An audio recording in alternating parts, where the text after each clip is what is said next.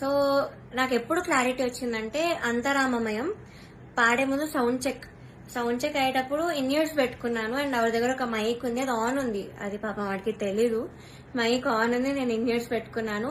So Keeravani గారితో ఇలా చెప్తున్నారన్నమాట, ఈ అమ్మాయికి అసలు హై రేంజ్ వాయిసే కాదు, హై పిచ్ రాదు, కానీ మేనేజ్ చేసేస్తారు, మీరు చూడండి, ఈ సాంగ్ లో తెలుస్తుంది చూడండి మీకు, అది ఇది అని చాలా ఎక్కిస్తున్నారు సార్ కి.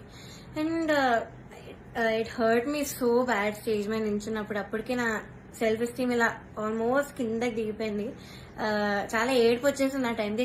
కంట్రోల్ చేసుకొని లేదు, I have to do this అని నేను అంతరామమయం పాడాను. అండ్ ఆ పాటకు వచ్చిన అప్రిసియేషన్ నాకు ఇంకే పాటకు రాలేదు అప్పటి వరకు. సో అంతరామమయంకి బయట ఎవరు కలిసినా కూడా అందరు చెప్పారు నాకు వాయిస్ చాలా బాగా వచ్చింది ఆ పాటలో అని, కానీ చాలా బాగుంది ఆ పాట అని. అది యాక్చువల్లీ చాలా సాంగ్స్ ఇచ్చాం, రాముడు రావునికి చాలా ఇచ్చాము. నేను ఏది ఇచ్చినా వద్దు వద్దు వద్దు అంటే ఇంకా లాస్ట్ ఆప్షన్ గా మేల్ సాంగ్ ఇచ్చాను అంతరామమయం.